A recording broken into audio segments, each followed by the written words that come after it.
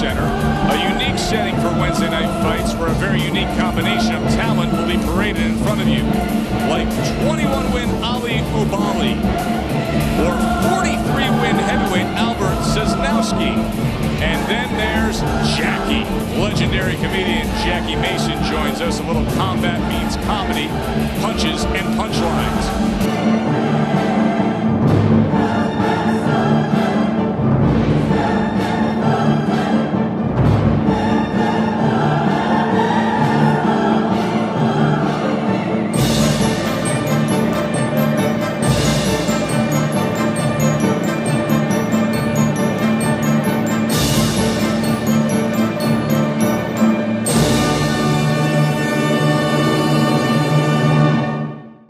I'm on ESPN. You ever watch ESPN? Nobody knows what it's about. It's about sports.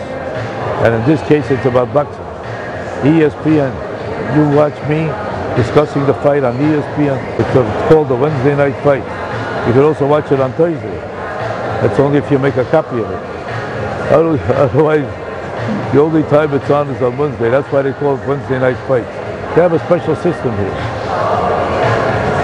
They're never wrong. When they say it's Wednesday night fights, that's when it is. So if you want to hear anything about the fight, you watch me on Wednesday night fights. Ordinarily, you're wasting your time when you're watching a fight because there's no humor. And if you're not interested in boxing, it's boring. And if you don't want to see people hurt themselves or hurt each other, you may not like the idea. So when you watch me on Wednesday night fights, you don't even have to watch the fight. Good. There we go. We'll take that out. We'll put it in the rear when you're ready to go. Okay. Thank you. Comic legend Jackie Mason is going to be joining us. He's ringside, big boxing fan, and we should have some fun with him. This fight is a very, very interesting thing. This is one of the most interesting fights I've seen in a long time. It's interesting how they have the nerve to call this a fight. Because one guy is a fighter and the other guy came here to watch the other guy throw punches at him. He should have had a seat in the arena because he was watching a fight more than fighting. Every time the other guy threw a punch, he looked like he was happy to find out about it because he looked like he was busy watching a fight. Every time he wanted to throw a punch in return, it looks like he couldn't remember where the guy was. He threw at least 8 punches at him in a row, and the guy was never there. So I said to myself, what could this be? How come he never finds him with the punch? The guy is standing right in front of him.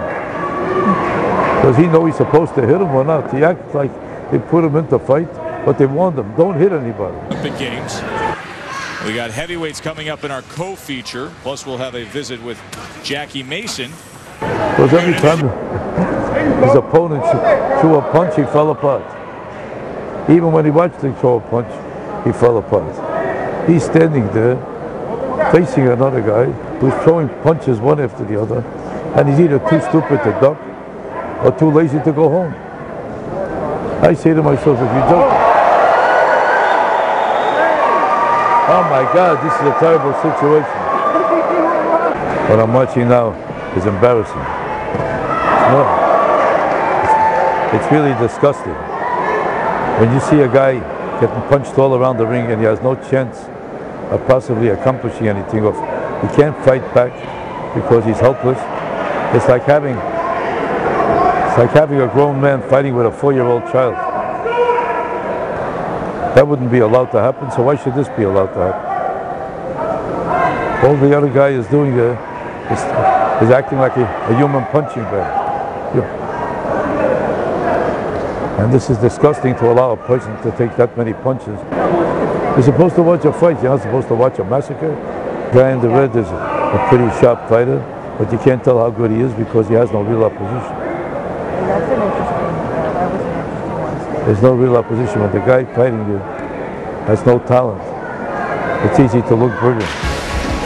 Welcome back to Wednesday Night Fights. Moments away from our main event, Chris Fernandez and Ali Ubali set to come your way. Joe Tessitore now joined ringside by comedic legend Jackie Mason. So Teddy Atlas goes to China and does the Olympics, and I end up with you ringside, Jackie? Well, you don't know how lucky you are. What is he going to do in China? All he's going to see is Chinese people. You can see them in the neighborhood.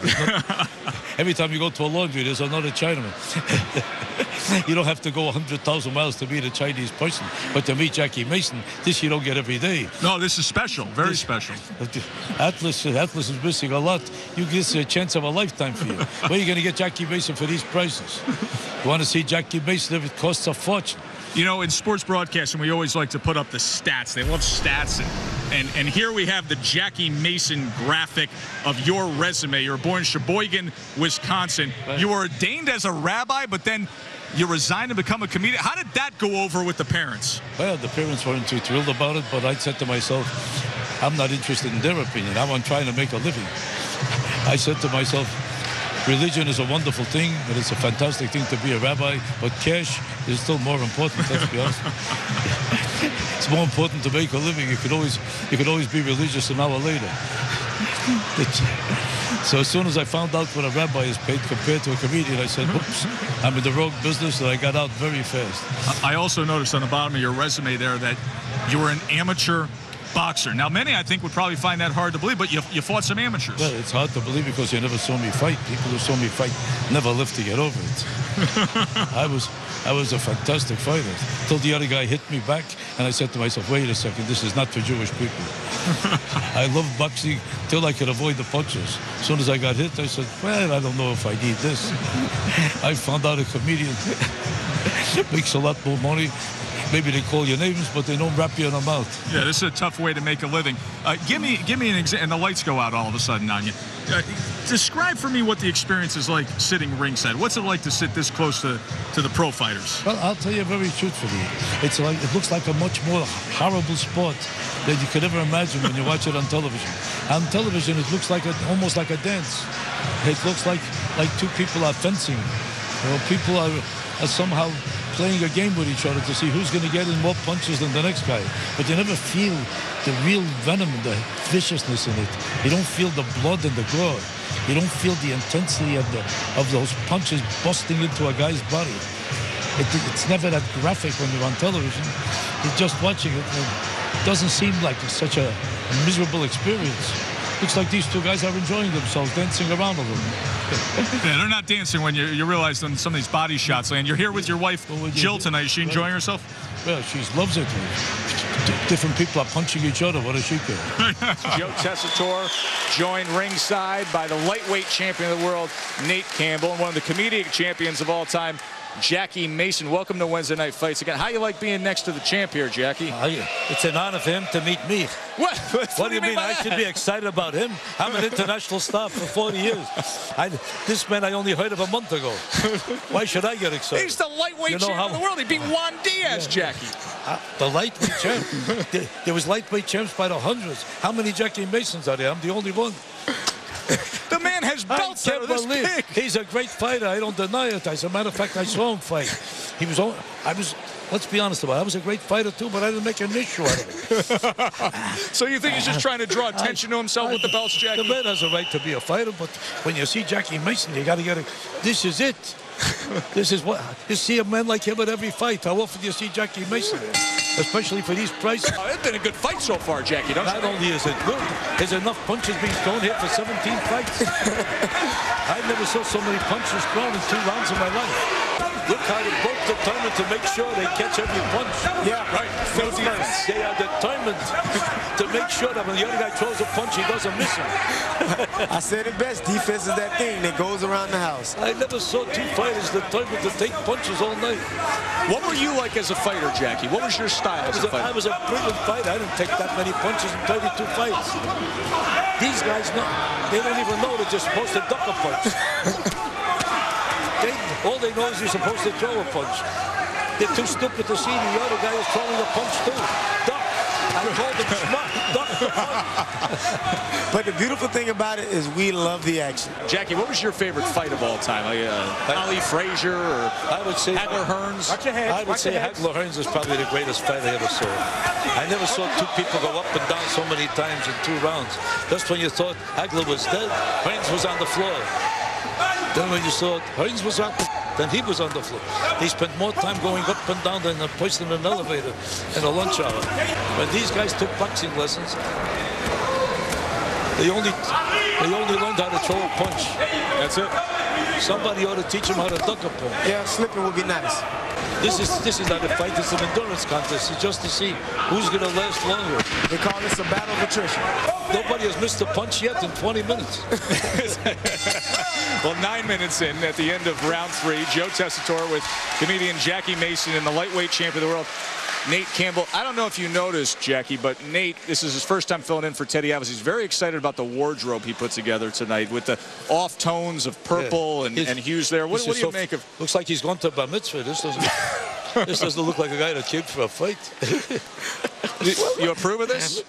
What does he wear at a bar mitzvah? Does he wear shorts? Well, I had to be nice. I had to dress up kind of nice. I mean, I couldn't just come on any kind of way. What a beautiful outfit. You're known for your shtick in the Jewish comedy act, but you're great Jewish fighters through history, Jackie. Well, there are none today, but in the Depression years, in the 20s and the 30s, when the Jews first came to America, there was Benny Leonard, there was so many of them. Max Baer, there was, gee whiz, there must have been Barney Ross. Barney Ross, one of the greatest of all time. One of the greats of all time. Hey, you guys had somebody recently. Yeah, Dan Rosenblatt. There you go. Now you almost never see a Jewish fighter. When you see a Jewish fighter now, he's usually watching a fight and goes home early. He doesn't get hit. Jackie Mason with us here. And Jackie, you picked a good night to come. Look at this attack now coming from Ali Ubali, just pouring it on against Chris Fernandez. Fernandez trying to throw back. Good action here in our main event. This means nothing. A minute from now, the other guy's going to be doing the same thing to him. I feel the same way you feel, Jackie. I think he may punch himself out if he doesn't get it. Jackie, how would you have this fight scored right now? I can't figure out who's winning because I never saw anything so close in my life. Whoever gets knocked out in this fight is not going to get knocked out. He's going to get worn out. That's exactly what's going on. Battle of attrition. Who can last? That's it. Jackie, you're coming up with solid analysis here. Because this is my field. This is my field. You're just an announcer. This is my field. What do you mean just an? What do you mean with that? This is a lifetime of study. I will spend my life sitting announcement on television. I struggled through all this. From the time I was 15 till I was 21, I was boxing almost every day.